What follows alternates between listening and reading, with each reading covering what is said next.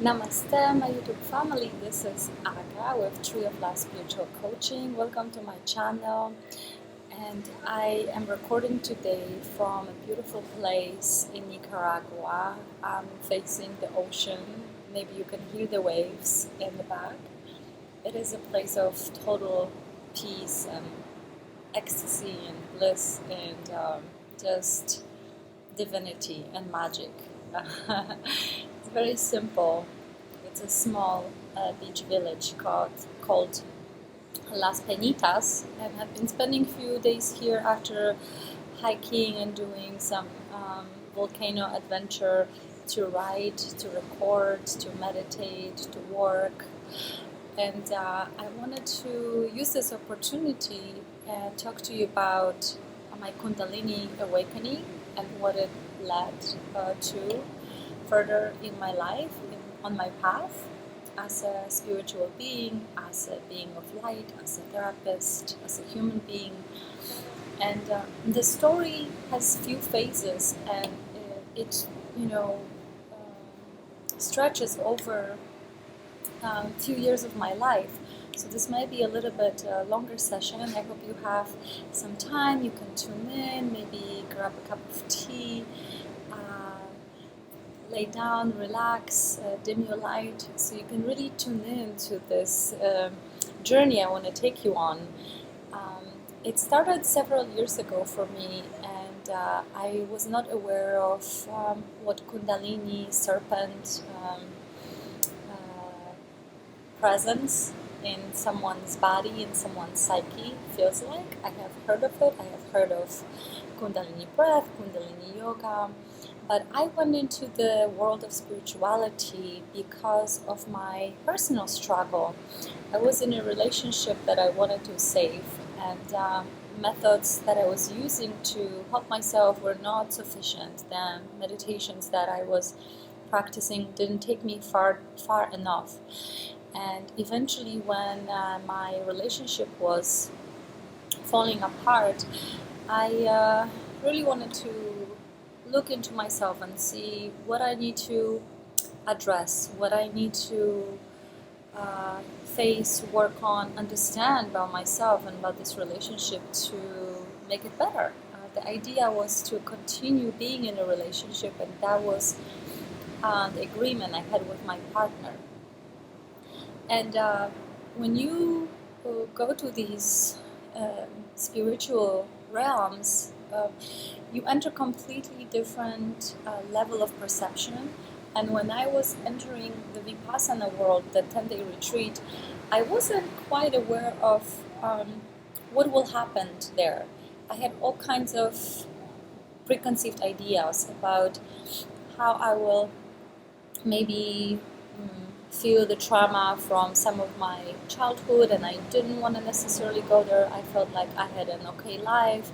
I was working as an artist. I was in a relationship, committed relationship. Of course, we had ups and downs, but we had a really strong friendship for 3 years, and I felt like there was nothing essentially wrong with who we were. And I was so not aware of what I'm going to discover through this process of stillness, which Vipassana offers. Vipassana is a 10-day course that you sign up for online, and once you get accepted, you go there and you are guided for 10 days. You do not use cell phones, you do not have any contact with external environment. You are only allowed to speak if there is a problem for a few minutes with your teacher. Otherwise, you're just following the instructions. You are in quite a rigid environment. You are asked to sit in one position for an hour.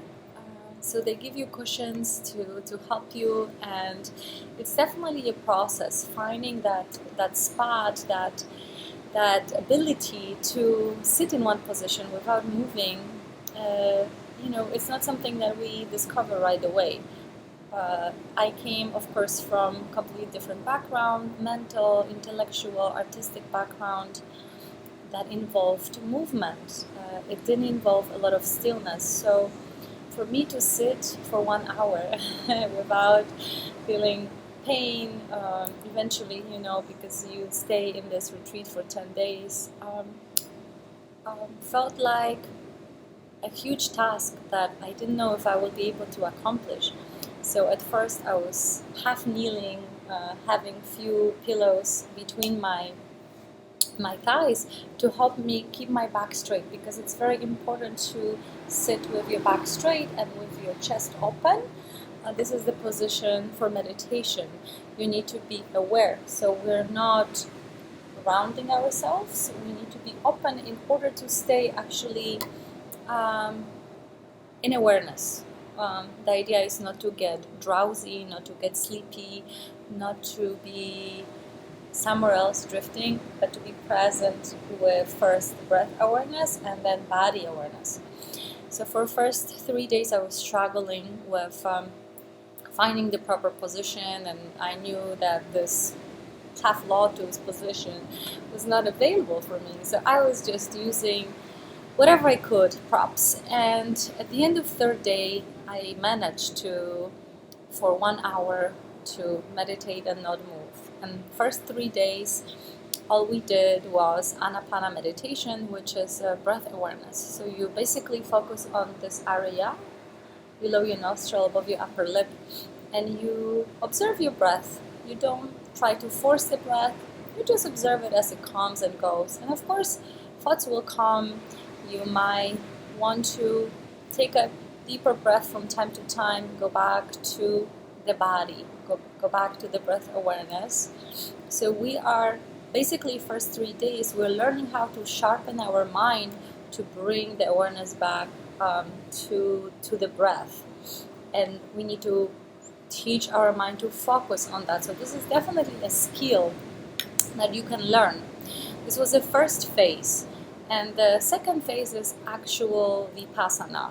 Vipassana means to see things as they truly are. And in this technique, you start observing body sensations. You start to scan your body from head to toes and back. When you do it diligently, minute by minute, hour by hour, you end up meditating on average about 8 hours a day. You start at 4 a.m., you wake up at 4 a.m., you are in meditation hall at 4:30, or you can meditate in your room sometimes in the morning, and then after breakfast there are meditations in a meditation hall, which everyone has to attend. There are managers on duty that are checking on everyone. You're not again allowed to talk, make eye contact, because if you make eye contact, it inspires you to talk to someone. So it is a practice that is designed, and these retreats are designed to turn you completely inwards. This is the idea. So there's no excessive exercise. There's pretty much no exercise at all. You can do light stretchings because you have short breaks between the sessions. And after lunch, you can also take a little bit of break and walk, but everything is slow motion, everything is very slow paced. So for all of you who are into being athletic and moving, this can be quite a change, a shift. For me, what was most difficult was the first maybe 3-4 days, because at the end of 4th day, I remember all of my bones were hurting. I would feel every tiny muscle in my body, and parts of me I have never felt.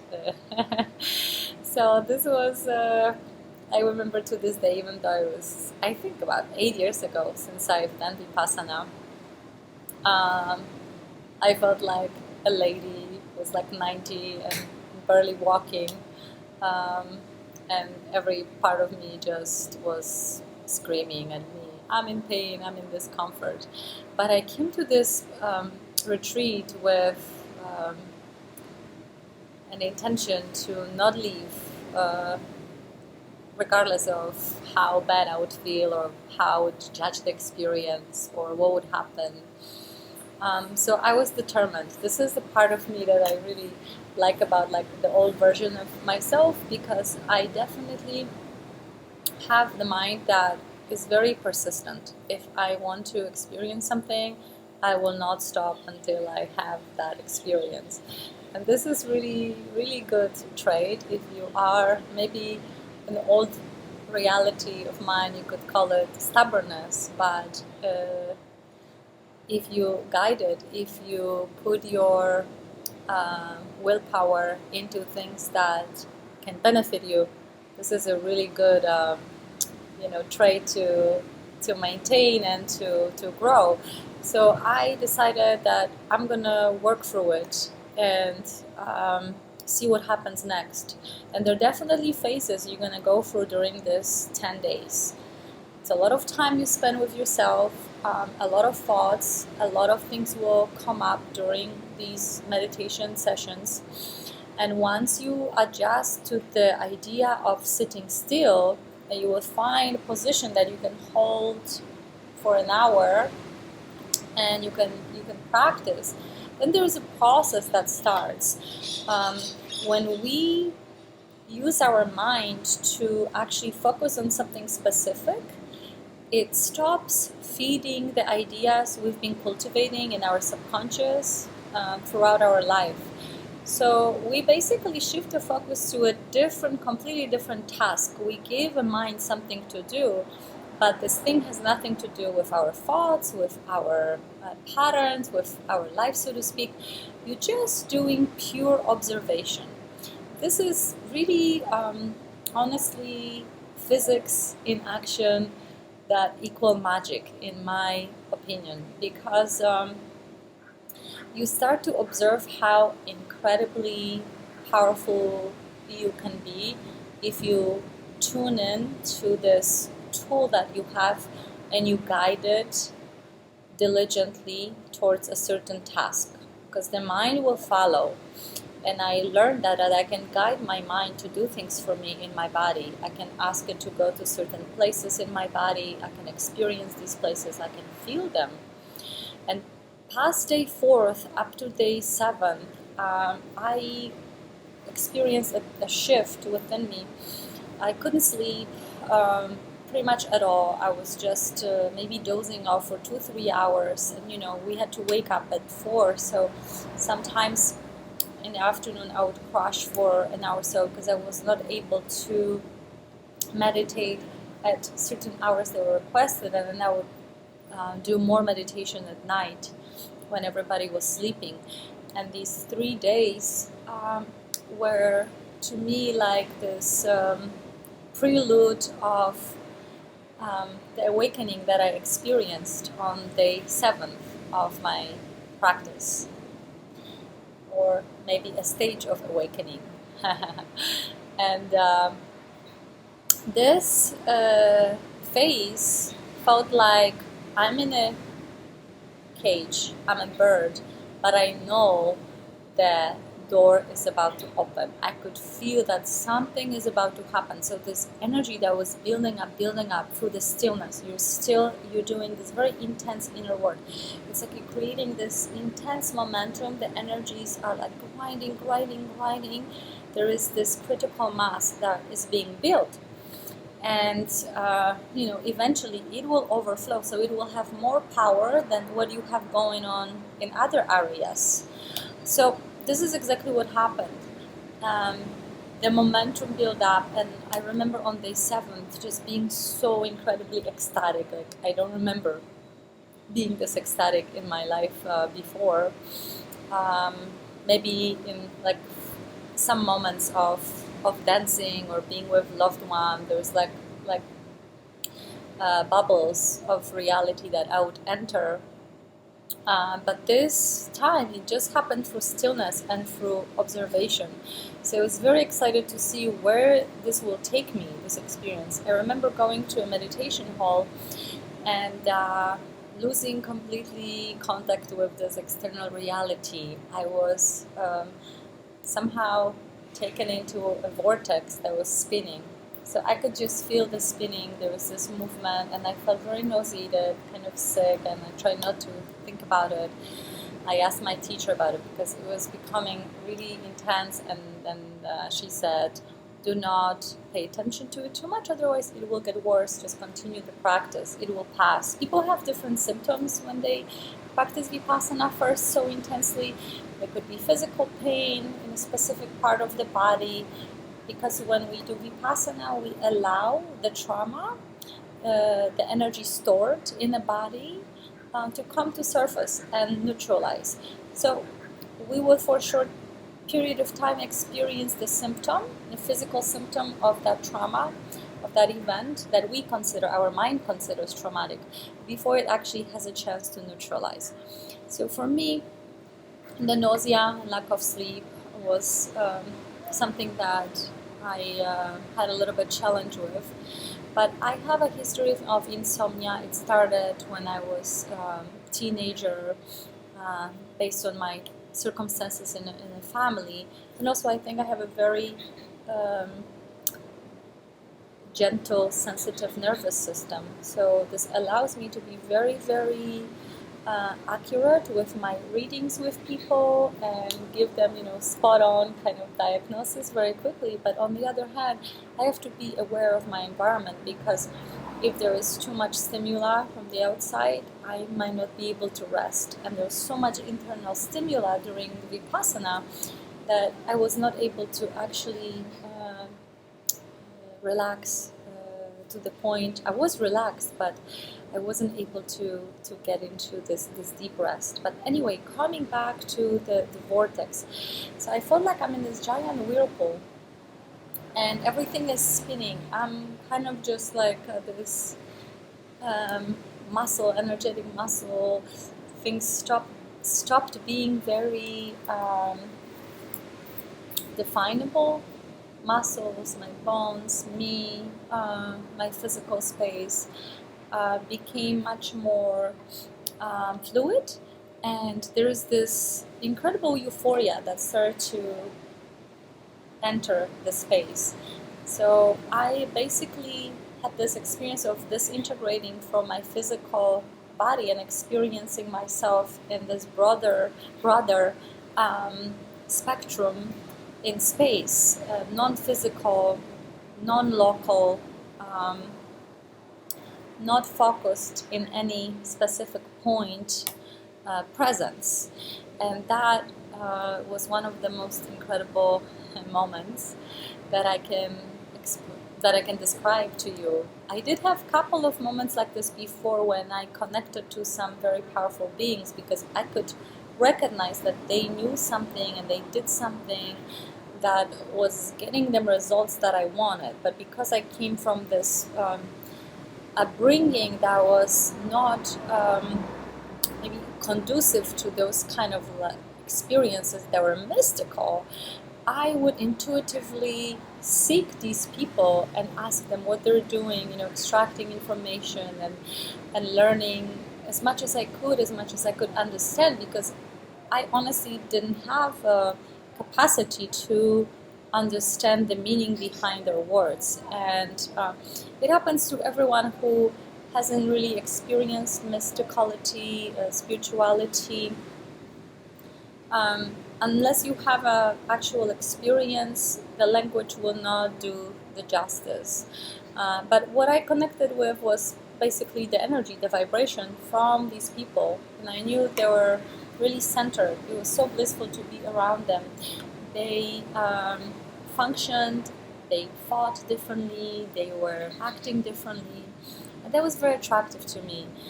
So I remember these moments from years before I started meditating, one or two, and then I had the same incredible euphoria that on 7th day took me to that non-physical space where I could just be free, absolutely free. The cage was dissolving, and I felt like the layers of me were being pulled. So everything was becoming lighter and lighter. And this was very fascinating to me, because I was convinced that I found a tool that will take me to that place of freedom. And if I practice this technique, there will be more of these sensations, there will be more of this clearing, there will be more of this feeling of freedom. And I think my being definitely connects to the idea of freedom Uh, this is something that is very dominant in my world. Empowerment, freeing not only myself now, but a lot of people that come my way and ask for assistance. So I became very much a disciplined meditator. They recommend in a center that you meditate 2 hours a day, hour in the morning, hour in the evening, and you set up a little meditation station for yourself that is only used for meditation, nothing else. And it takes about 1 year of meditation for it to become a habit that you will maintain for the rest of your life. So a lot of people go periodically back to vipassana and they go back to the routine. Maybe they lost it and they want to, make a new commitment and stick to it. For me, it wasn't a problem. I was meditating every day. When I came back, I had a beautiful reunion with my partner, and we shared the experience. I shared my writings, even though you're not allowed to write. I took a journal, and at night, I had a little lighter, and I would write underneath the cover, because there's so much happening going on that I just wanted to have some sort of memory of what phases I was going through. I knew I'm not going to remember everything. So I would share with him these notes, and he also wrote during that time. So we had that really beautiful few moments where I thought, wow, so our relationship will be saved. I feel like I'm a different person. I feel like we can work through whatever misunderstandings or different point of views we have.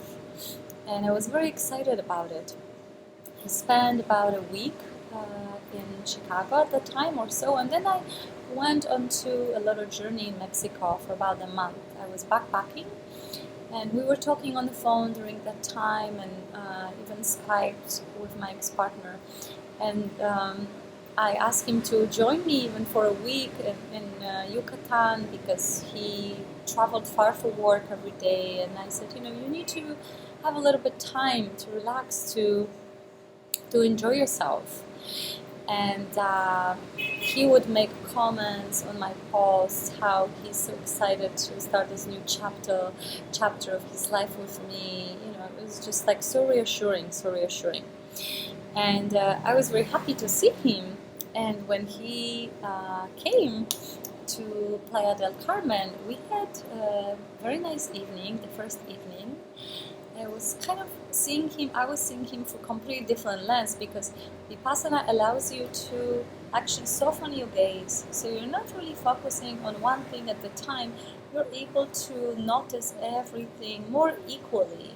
That's actually very, very good skill to have in life, because there's so many beautiful things and important things to notice, that if we just focus through this lens of our particular point of view, we're missing a lot of information. So Vipassana, again, teaches you how to see things as they truly are, without your personal lens necessary. And that first evening felt very blissful, exciting, fun, but something happened the next day. I got sick. I had a fever. We were with friends. We did a little fun diving. At the time, I wasn't a diver, and a friend of a friend was a certified diver, and we went on the scuba diving adventure.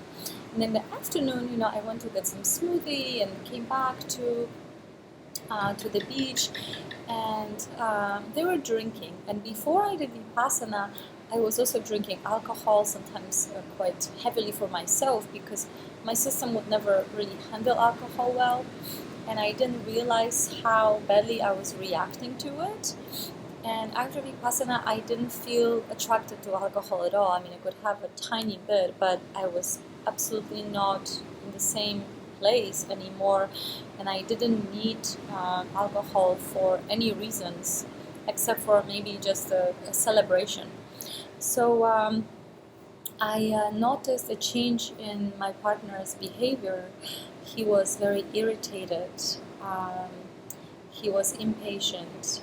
Then we ended up meeting with other people, and they're interested in drinking, and I was interested in sharing experiences with him, but it was not something that he was actually open to.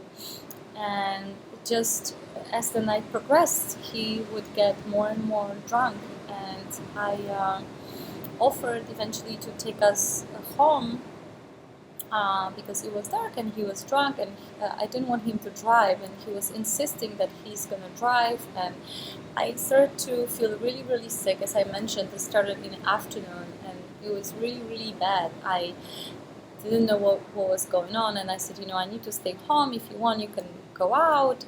There are some ladies in this group too, so have fun, and I'll see you, when you come back home. We came home, and I don't remember if I was driving or him, but it was definitely this disagreement. He didn't have right glasses to drive, and it was night. So again, there's no platform for communication between us, and he left and came back, I think, like at 5 a.m. And in the morning, I still felt weak, but much better. And eventually in the afternoon, I felt much better.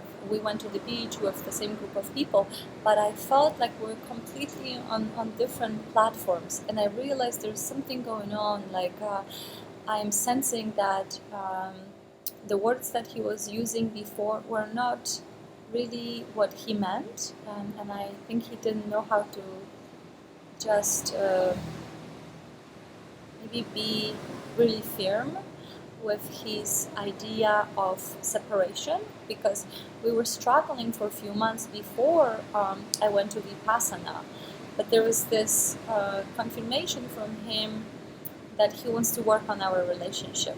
So I believed it. But then what I was observing after vipassana was not really confirming that for me. And we broke up in Playa del Carmen. I realized that he's not present here and now to actually allow this transformation that I started to take full effect. And I honored it, and I said the last thing I would want to do is to stop someone who has no interest in being with me. So we went separate ways. And there were some little misunderstandings even during this time of him moving out. And I realized that he was saying different things to our friends, that our relationship is ending, we're going to split. And he was saying different things to my face. So there was definitely that kind of gap between the version that I was hearing and the version that was externalized. And at that time I still had like anger, and so we had like a couple of exchanges of emails that I felt basically somewhat betrayed, if I remember correctly. But in any case, I stayed committed to this path of meditation, and I have been meditating now about 8 years, and first year or so was quite difficult because you are dealing with layers on subconscious level that are really deeply, deeply stored, and as they come to surface, you're relieving for a short time all these tendencies, and you feel like you're in some kind of quarantine. You are in a hospital, pretty much, and you surrender to this whole process, because this is what you need to do. You need to trust this process entirely and go through the phases. And it's not going to take forever, but it will take some time. And in my case, it took 2.5 years. So I had a lot to unload, a lot to unlearn. And not only I was meditating, but I also decided to take a few ayahuasca journeys. So I partook in about 8 or 9 total ceremonies, and I was very, determined to get to that place of space of balance and stay there. I wasn't quite sure when this is going to be clear to me, but again, this determination kept me going, because I was going through phases and I could recognize that yes, now it is as it is, and then it's a little bit better, and then it's like way worse. I was, like suicidal pretty much too at some point. Not suicidal, it was more like, it will happen what needs to happen. There was kind of this idea of like, I am not here to decide exactly what's going to happen. I'm in this process. I don't know what the outcome is going to be, but I'm sticking to it, because whatever else I was doing before was not really producing any results that I would be interested in continuing. So I was there for death or life, whatever outcome, and towards the end of the second year, I had a very strong premonitions during sleep, during my journeys into subconscious.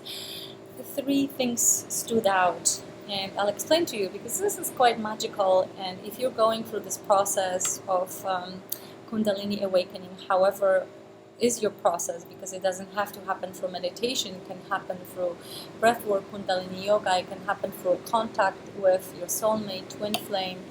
It can happen, through psychedelic substances like mushrooms or ayahuasca. I had a client also once who had awakening because he was taking ecstasy, and then he became very paranoid that people can hear his thoughts, and I had a session with him explaining a lot of these aspects of this awakening. But in any case, the 3 events that guided me deeper were Mayan calendar celebration in Chichen Itza. In my dream, I received an instruction to go there, to be present during the alignment, and it happened about a month before the actual ceremony took place, and everything was booked. Obviously, healers, spiritual people from all over the world were booking hotels, hostels, campsites, sometimes years before, just to make sure that I can get there. And I was, again, very determined to get there with no money. I was so broke, and it was just really a lot of, situations that I just had to deal with, regardless how maybe unpretty and graceful they looked like, because I knew that this is where I had to be. And thankfully to my sister and my friend at the time, Yola, who put up with this idea and helped me a little financially, I was able to attend, and they came along. So that was one instruction, and the energy during this 11 minutes download was incredible. Thousands of people from around the world holding hands, meditating. It was just incredible place to charge yourself, and you felt that ecstasy. My sister, who doesn't meditate, who's not on spiritual path, she felt it as well. My friend Yola was in bliss, and a lot of other people from all over the world. And the second dream I had was related to a childhood. I didn't realize that I was still processing a lot of trauma, according to my mind, trauma from my childhood. I thought through meditation I cleared it. There was this idea of like peace, calmness rather than peace. So I didn't know the difference between peace and calmness at the time, and one time I received the dream with an instruction to sign up for a dating site, something that I really not considered, not at that time for sure, and not that kind of website, but I did it. And again, I was very broke because I stopped really working after, I entered the spiritual path. I was quite broke. I was doing odd jobs. I lost my last job because it was completely, revolting being in the system anymore. I got fired, and anyway, I spent my savings, and I was doing odd jobs. I was working in art gallery. I was leaving artists, so I was kind of like a starving artist, but I didn't know how I was going to pay my bills, and it was quite a journey, because I was so determined, and I didn't know how am I going to pay for this dating site, but I didn't question it, so I used the credit card and paid for it. And a few people connected with me, and I didn't really feel like maybe they were candidates for relationship, but one of them was Polish. It was my age, and was from the same city, Krakow. I'm from Krakow, Poland, and we met after like a phone call, and we started talking.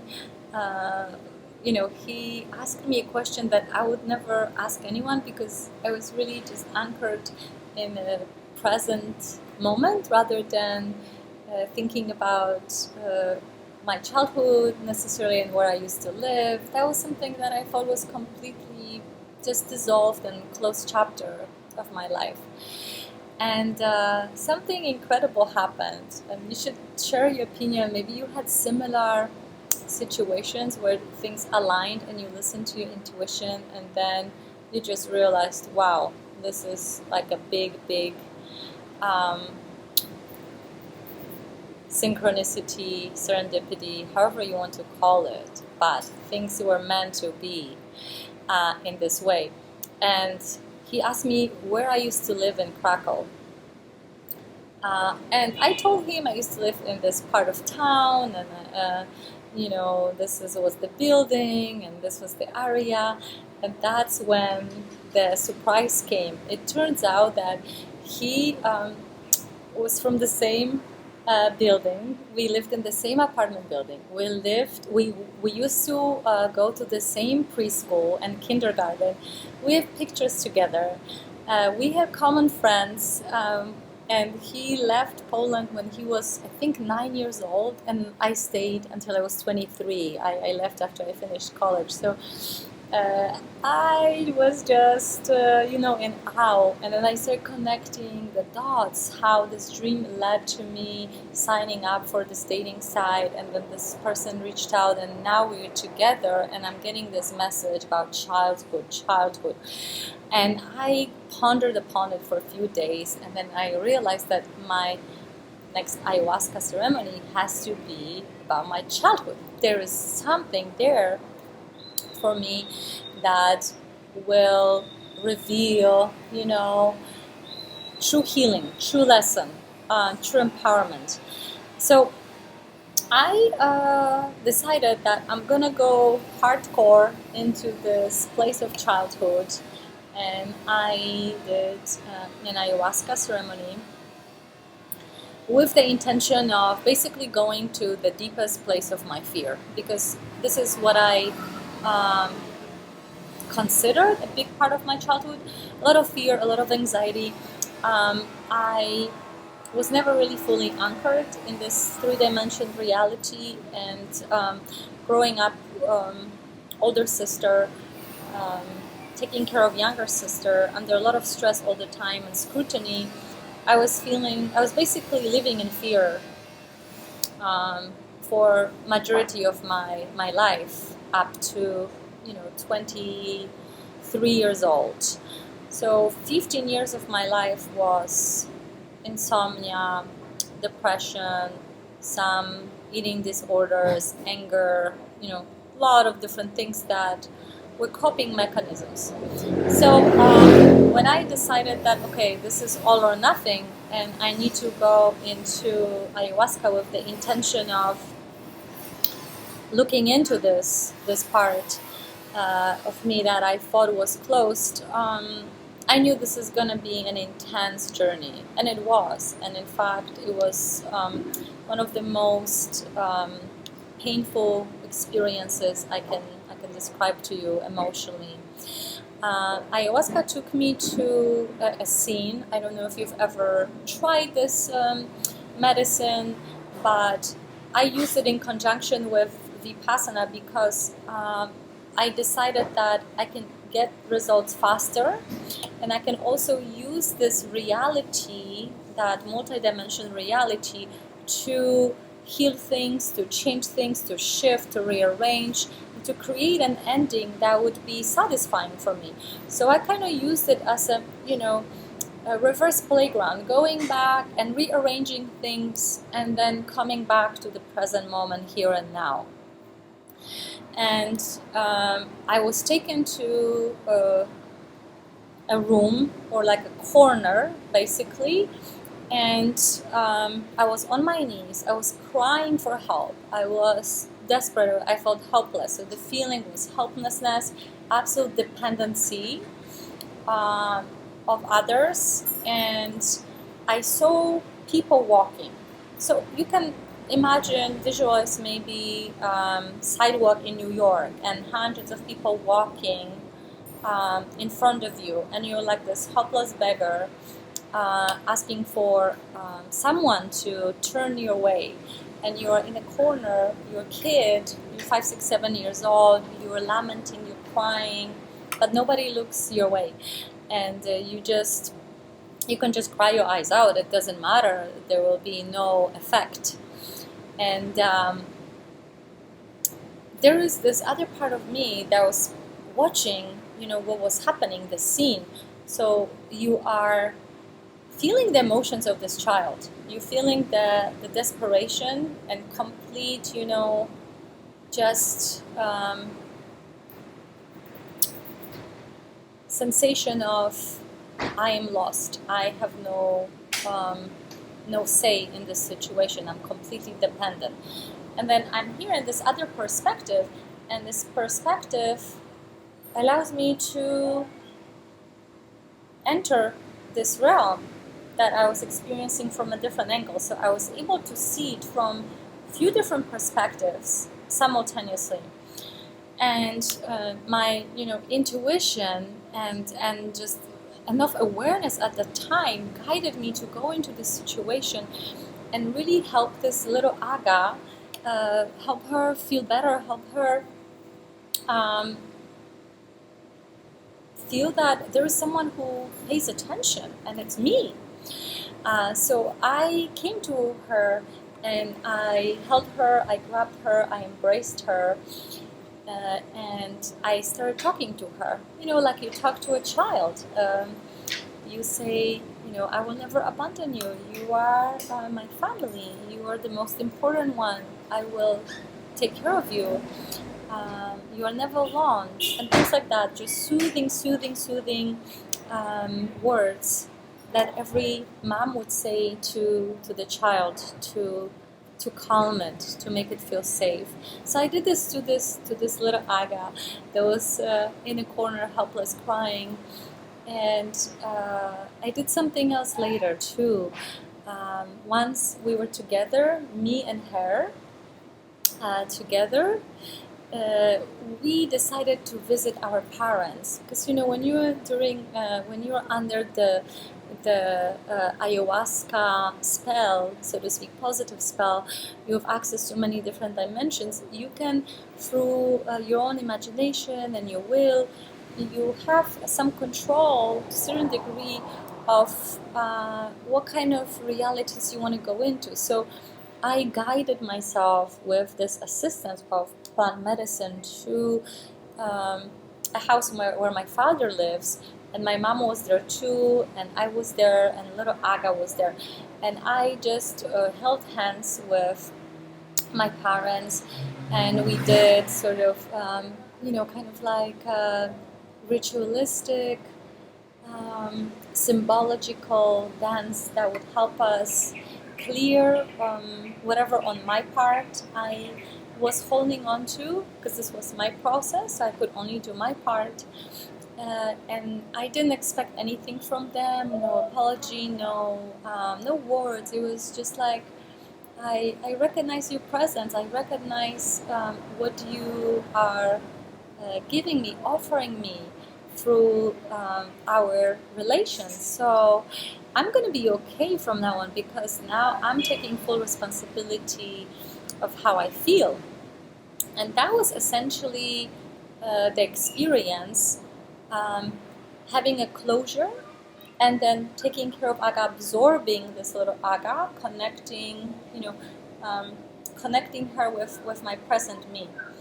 And when the ayahuasca ceremony finished, I was left with a feeling of anxiety, deep anxiety, because that's what was the main kind of sensation state I was in as a child and young adult. So this feeling, this state prevailed for about 3 weeks, and it was intense. I was definitely extremely vulnerable. I did not feel like facing even basic outside construct reality that we live in. Extremely gentle. I could barely sleep because of this anxiety. You have this heart pumping. You're in fear. So basically, it's this deep fear I could feel as when I was a child, and it was just my experience every day for a long time. And I wasn't sure where this is going. This was already, I think, my last ayahuasca ceremony, and I was at the end of my my line of ideas, and I didn't know how long I'm going to handle that level of intense anxiety. So I had a good group of friends, and I have some really good friends, and I would spend time with them. Like, cuddling was really good. I had this friend from Saudi Arabia that would really help me. He probably doesn't know about this, but I was going through this process, and he facilitated a lot of this soothing and that human touch that was helping me go through this intense process. And then something happened 3 weeks into this insanity, into just losing my mind and my ability to stay grounded and just stay even in any position whatsoever. I was ready to collapse. I experienced a shift, like 180 degrees shift.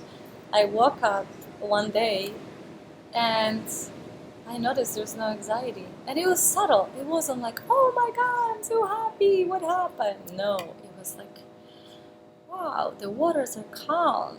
There is this underlying calmness. Like, I'm looking at the horizon in front of me, and there are waves, but this stable line of the horizon was there, and it was really inviting. It was really, space that was available for me. And in that moment, I made a decision that I'm going to anchor myself in this space, that this is the truth, this is the realm, this is life, this is me, I'm staying here. And I sunk into this space. And that was really the turning point after 2.5 years of meditating heavily, dealing with all these symptoms from the past, calming being released, unlearning and reorganizing, on deep subconscious level, working with Mother Ayahuasca and my intuition that I'm so grateful for. There are, like I mentioned, a couple other things, intuitive things that happen. I mentioned two, but this is enough, I think, to give you an idea how powerful you are and your connection to your higher self, and how if you set intentions for your intuitions to help guide you through the process of healing, you will receive guidance. It's a real thing. So that was one phase that I went through, and I entered this period of like a bubbly joy, laughing with my friends, and I call it Giraffe Day, because we went to see this silly movie, and I was experiencing dog days for 2.5 years, and then I entered the Giraffe Days from the silly movie Hangover 2, I believe. I don't know if you watched it, but we went to the theater, and it was just like this really silly evening. And in this movie, there was a scene where the poor giraffe is traveling on the highway with one of the characters, and its head gets chopped off because they go under like the road. Obviously, this is a special effect. No animals were harmed, but to me, it was kind of just absurd.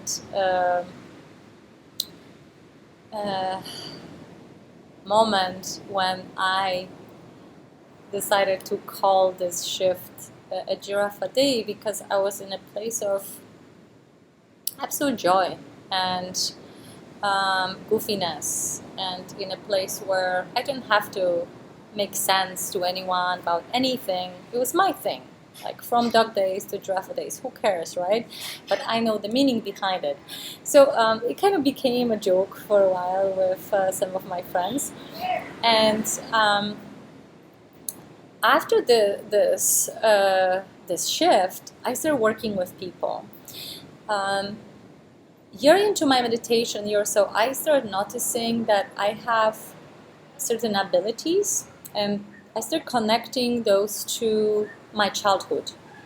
As a child, I used to see a lot of beings, especially when I was at my grandma's house as a child, because at my grandma's place there was really no stress. I wasn't being yelled at unless my mom was there. So there was some sense of fun and peace, and I was able to perceive certain beings, and I would see beings, and I would like even ask my grandma, come see, and nobody could see it. And I would also feel if somebody's gonna die, and like a few times I would say something, oh, this person doesn't deserve to live, he's gonna die, and he died, and then a few people called me a witch, and I was just really not interested in the three-dimensional realm, but I completely forgot about it because my upbringing did not allow me to play freely with these realms, so I had to go into survival mode for several years. But the process of meditation helped me lose the connection with all these other identities that I took upon myself to survive. And I was able to slowly but surely reconnect with that little aga abilities. And that was very exciting. It took me again 2.5 years before I was ready to start working with people. Before that, I was afraid to touch people, do energy work, and I wasn't sure, how I'm going to affect people. I was not ready to take responsibility. But then I was encouraged, from that blissful, funny, goofy, happy place, but also, again, calm, to start serving people. And at first, I just worked on friends and asked them for feedback. I got a very good feedback, and it encouraged me to start my Yelp page where people could write reviews. And eventually I got a job in a clinic in Chicago at that time where I was working with patients. So I learned actually from private clients and from a medical background as well, which was very, very helpful. I'm very grateful for this experience because it exposed me to so many different types of illnesses, mental, emotional, physical. In my private practice, I deal mainly with emotional disturbances that come from trauma. A lot of my clients come with baggages that are causing emotional distress. And in the clinic, I was exposed to physical illnesses, cancer patients, depression, but also like pregnant women.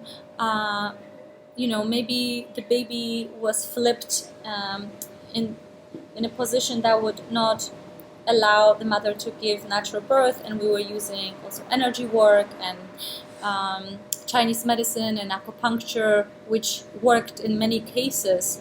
So it was a different environment for me to learn, and also learn certain vocabulary and body parts, and just really connect to the clinical aspect of my work and how I present the information, which I was really grateful for. And I worked there for a year and a half, and then I decided to just do my private practice. And that was an amazing decision as well. But how does it tie to Kundalini? Because this is a topic of this long video for you. I hope you're enjoying this so far. I was experiencing a lot of this bliss and ecstasy, and I was definitely learning how to function in this new realm. And when you are experiencing these sensations, obviously you are attracting different people, different experiences. You're shedding your connection with your old self, your old life. This is no more relevant for you. So your entire spectrum of people, circumstances, everything changes. The food you eat, the music you like to listen to, the environment that attracts you, the art that attracts you. And one time there was a man that was interested in my art. He was interested in me, but it happened through art. And we met. He had a wife who was a musician, and he thought maybe I can do a photo shoot with his wife, because I also do surreal erotic photography, or I used to do a lot of it. Now, since I'm traveling a lot, I don't work with people on a regular basis in that medium. But I was an artist, and I created all of surreal erotica. You can actually check out my art at agarotica.com if that part of my story interests you. But in any case, I was friends with this man on Facebook, and through this connection, another person wrote to me, and he was interested in coming for energy work with me. So we set on an appointment. He came to my place, and he was telling me that he also does Kundalini. He does Kriya Yoga meditation. So when he came, he told me that he has just done the Kriya Yoga meditation. I wasn't exactly aware what goes into it, and he didn't want to share. It seemed like it's not something that is supposed to be revealed to general public. But in any case, I did the session for him. And this session left me in this incredible state of bliss that would last for several hours after the session. And it got me curious about, what does this mean that all of a sudden I have these sensations, these waves. Is this somebody I should look into more? Maybe this is like my partner, maybe my soulmate. I was really curious about where this can go. And he was as well. We were supposed to meet kind of casually. He would work on suburbs during the week and come to the city at the weekend. And I told him that I'm planning to see a friend for dinner, and then we're going to go to Graham Foundation for a show. And I invited him to join us, since, it was just like a gentle introduction to each other's lives. But he never made it to the show. And I texted him when I arrived. He wasn't there. Later he texted me asking me, hour and a half later if the show is still going. Of course, it was over, and I was still curious. The energetic pull was very strong, but he obviously did not follow through. So my friend told me, you should just leave it alone. If he was a person of his word, he would be there. And throughout the night, he would send me messages of his walks throughout different neighborhoods, and I didn't quite understand what does it mean. He didn't show up, he didn't follow through. Now he's sending me these messages, so I completely let it go, and still was doing odd jobs. I was in the process of recalibrating my presence in this three-dimensional world, and I was looking for different options, maybe Photoshop retoucher, since I know Photoshop. I was just looking for all kinds of options to sustain myself before I would be working fully as a practitioner, holistic practitioner.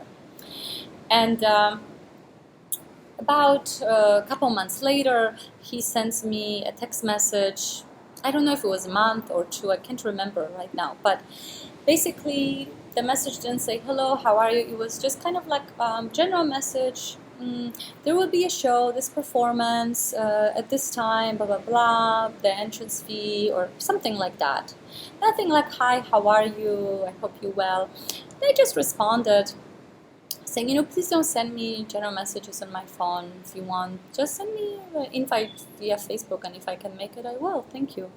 And he found it very rude, it seems, from what I understood. So obviously there's just complete miscommunication how we looked at things. And again, there was silence for a couple of weeks, I believe.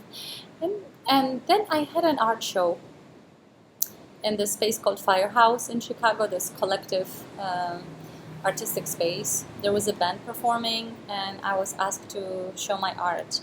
And I invited this person among my other friends to the show, and he came. And this is when I had my full Kundalini activation, I believe. I don't want to make this video too long, so I'll try to wrap it up in 15 minutes or so. But what followed this evening was something that is nothing short of incredible. In a short version, definitely lots of ups and downs at the beginning, because as we connected, and again he was maybe a few meters away from me. There was a big space, people were talking, walking. I was talking to a lot of people, so I didn't have a lot of time to talk to him per se. I could feel this incredible ecstasy that I have never experienced before, and I knew exactly what it's connected to. I was not touching the ground. It's like I felt like if somebody just injected a bunch of hardcore drugs into my system, and I could have an open heart surgery and just be happy and interacting with people like there's nothing going on. So this was my experience with him for few hours, and we both felt it, of course, because the next day we met, we went for a walk, and the same thing happened. It was overwhelming, quite frankly. It was hard to speak. I didn't want to even speak. I didn't have words to communicate what was going on, and I obviously attached this sensation with this person because that was the only, I guess, context I could put this experience into, right? And we as humans, we like to have context, we like to have a background for the experience because something cannot happen out of nothing, right? So I didn't think that, the practices that we're both doing, Kundalini and Kriya, had something to do with it. I realized later that obviously I was preparing my system to catapult myself into that realm of multidimensional living. And he was a big component of that. Our connection did not last long. We definitely were on a different level in that moment. and I wasn't able to communicate things the way I would love to. There was this wall, there was this separation, and this person didn't want to explain to me or just share with me, because I had experiences with him just touching his heart, where I would go out of body and I would travel into space for hours. It was like I was in a spaceship looking at stars and planets, and it was so vivid. Like, you know, it was like I was looking at it from, you know, short distance, and everything was vivid, the colors. I was completely shocked by the sensations, the amount of just stimuli and bliss and love, and I couldn't quite put it into any perspective and any kind of framework. So I really, really wanted to have a conversation and really share what is going on. And he used the term twin flame, that I think I am his twin flame. I had no idea about this term at the time. That was about, I don't know, 4 or 5 years ago when this Kundalini Awakening happened for me. And maybe a week or so later, I decided that it's better to not to see this person anymore, because our interaction became more and more destructive. I was in a very vulnerable place. I didn't understand what was going on, and because we were not able to communicate, I didn't want to lose the fruits of my work and just let this connection to destroy me completely. So I cut it out. And there was a long break between our communication, and eventually he left Chicago. He said goodbye to me. Again, it was not a conversation that was full. It was about things that didn't quite matter, you know, general things, not really, you know, listen, we had this experience and you are this being for me. Let's talk about this. Let's go deeper into this. Let's see what the hell is this experience. Nothing like that happened. Eventually we did have a pilgrimage. We went to Mount Shasta, which was also very difficult. Again, a lot of walls from this person's side. And he would come to me every once in a while with this idea of like, he needs to do ayahuasca, he needs to work through these layers, he will understand what I'm trying to communicate with him if he just does this practice, if he drinks the medicine with the shamans. And eventually he did. And we did meet in San Francisco last year in November. And we talked, and he was in much more empowered, relaxed place, still not in a place of like, you know, it would be so amazing to connect. I want to connect with you. I want to be in the same space, and even as friends or collaborators, let's see where we can go with this connection. So nothing like this happened, and we're not really in touch at all. But I'll tell you what, ever since this first experience that I had with him,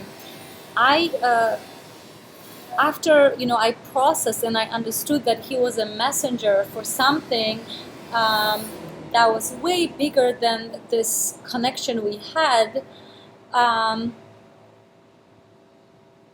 am able to create this experience for myself pretty much every single day. This started to happen maybe 3-4 months after we separated. I was doing a lot of healing work at the time, and I noticed that with some clients who were open, who were a little bit more aware, I would go on this journey and we would feel this ecstasy and this bliss, and you know, there was no separation between you and everything around you. it was all oneness. It was all just flowing through the body, the cells, and the cells were radiating that luminance, that love, that bliss, that ecstasy, that safety. So this became my everyday reality a few months later. Maybe half a year, I can't remember exactly. It didn't happen overnight because I was in big pain first. After we separated for maybe 2-3 months, I was meditating. I couldn't quite understand what it means. I was in a lot of pain because I could feel his presence. Even he was far away from me, I felt like he was an entity inside my system. So you can imagine that this is not something that happens to a lot of people. And if it happens to you and you're in like the mainstream science and medical world and world in general, you will consider this like a psychiatric case and basically nervous breakdown and psychosis and things like that. So this was that level of intensity. But obviously I'm not a person who would go into these kind of realms and check myself into psychiatric unit. So I took a completely different approach, and I was just studying these mystical experiences, and eventually it got to me that this is a message.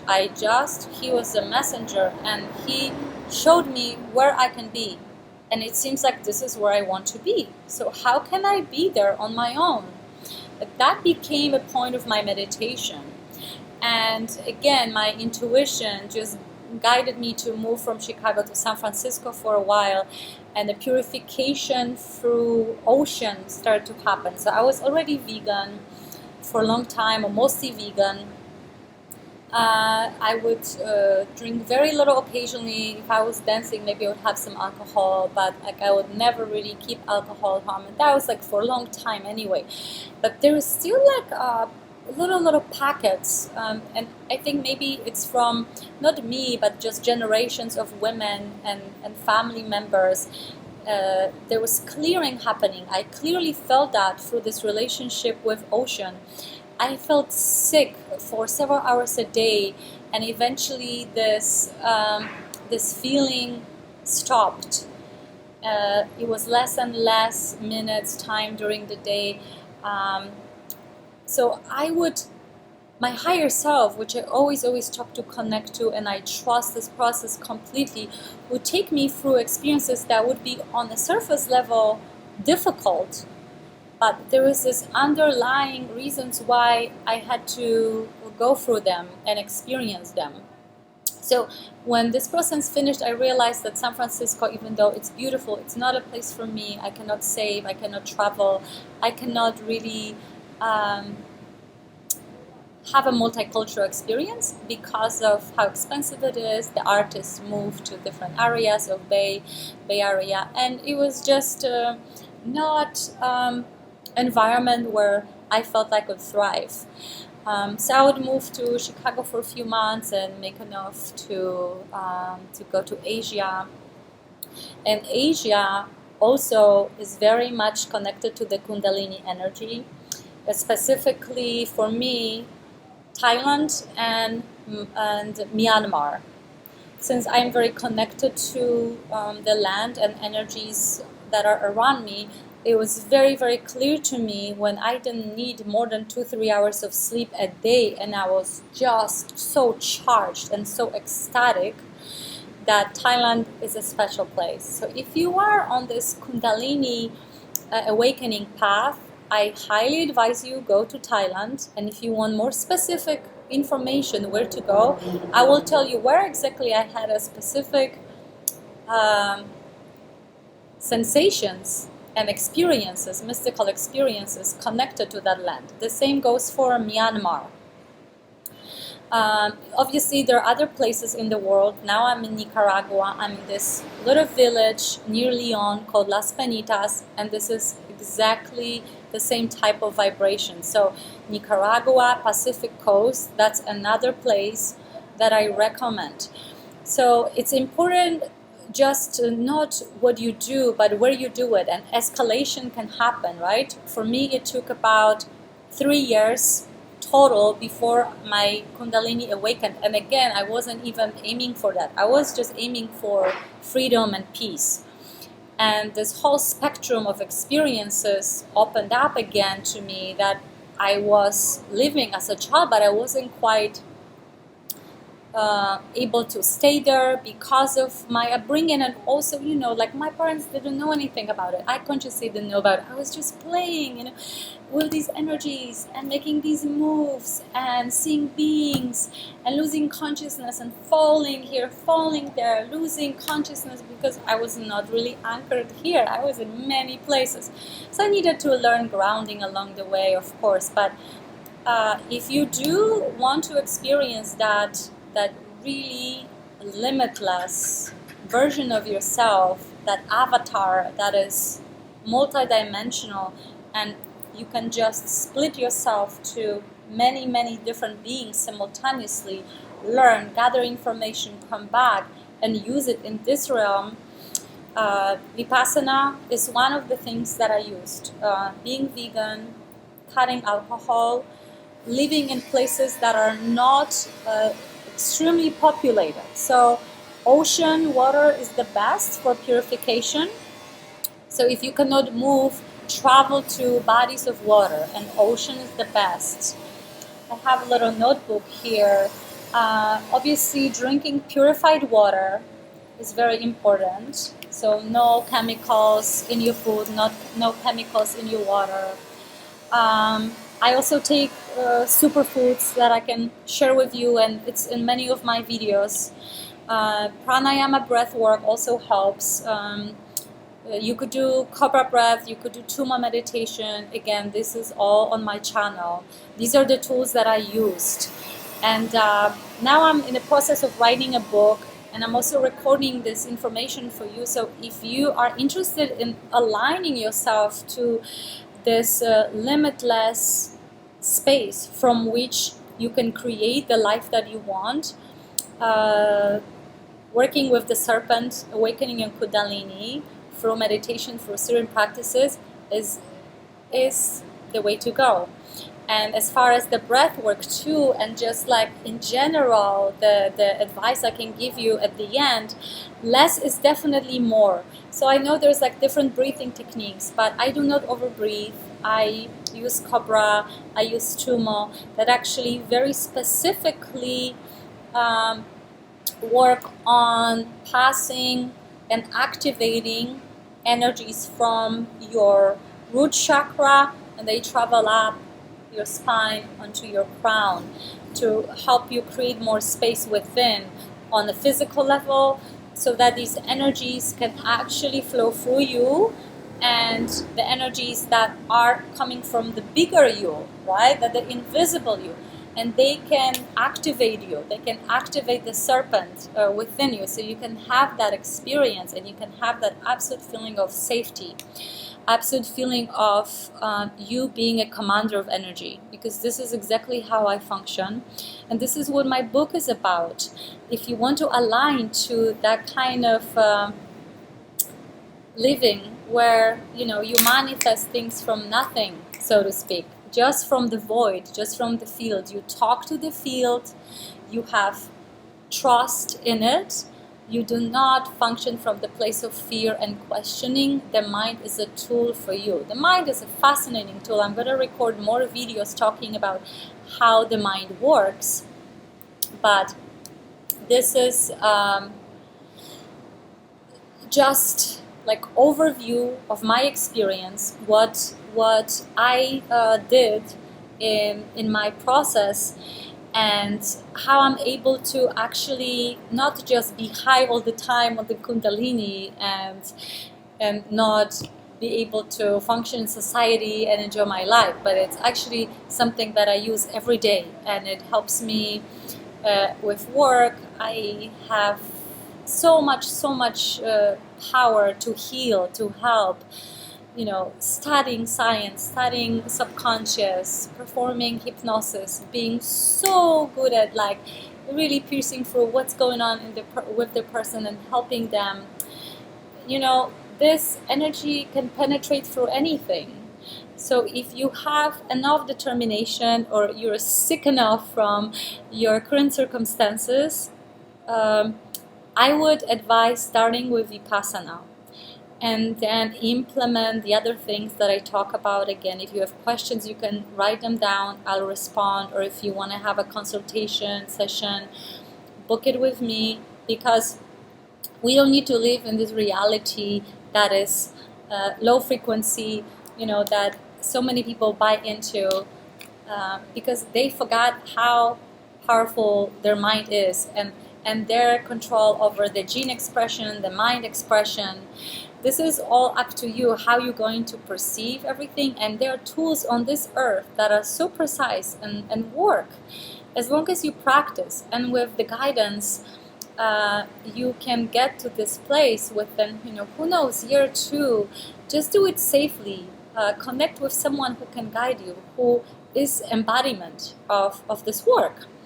And this is my testament, this is my testimony, that this process doesn't have to take that long. I know a lot of my friends, like few of my friends, are going through this process now. They're releasing a lot. It's a lot of happiness, a lot of density, and I support them in this process because I know it will end. I went through this myself, and it was sometimes agonizing, and I was just like, okay, it is what it is. I'm here to die or live. Now I know that there's no death. I know a lot more things that I'm not going to cover in this video. However, you know, one part of it is that we can have an amazing time on earth. And our state of mind is absolutely the most important thing, not the circumstances. If you keep the mind in check, you will be able to shift from one perspective to another and experience a version of you and version of earth that is actually matching the vibration that comes from you. So this has to do also with people you will attract into your life, jobs, you know, relationships, whatever you want to experience. Like right now I'm in the phase of writing, traveling, adventure, and I just talk to the field and say, you know, I'm living on this and this date. I need to make sure that I have enough work, enough resources for me to comfortably continue, be in peace, be able to write, be able to deepen what I'm doing already, and be able to be of better service to everyone around me, because, you know, I want to share this joy. It's like if I'm walking around and people are like drinking hectoliters of alcohol, and this used to be me too, right? I was never like a big smoker, but smoking, and their energy field is so low. They're like walking zombies. And I don't want to live on earth with so many walking zombies. So my job is to help people who want to align with that kind of, you know, way of living that is so incredibly juicy and beautiful, sometimes intense, because you need to adjust to that level of ecstasy. You know, this is not like something you can at first walk on the street with and like be calm. It's kind of dangerous, you know. When people come to my sessions, we have to calm down sometimes before they go into the car. They need to ground, or they need to eat food, because they're in this place of like love, high, you know, extreme high vibration, and it's the experience that they have to embody. They have to allow themselves to stretch enough to be able to actually hold in their physical space. So this is what is possible, and Kundalini is real.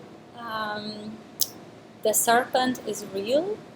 The energy that is aligned to your chakras, to your meridians, is able to help you transmute any trauma, any connection to any situations in your life that you used to consider difficult or triggering. And I think this is enough for today. A lot of information. Let me know what you think of the story. What would you like to hear next? I'm happy to record. I'm in this incredible place. I think I'll stay here for a little bit and write and continue serving. So if there's something you need clarity with, please let me know. I'll be happy to explain. And I will see you in the next episode of Tree of Life Spiritual Coaching. I'm sending you love and light, radiance, and see you next time. See you soon. Namaste.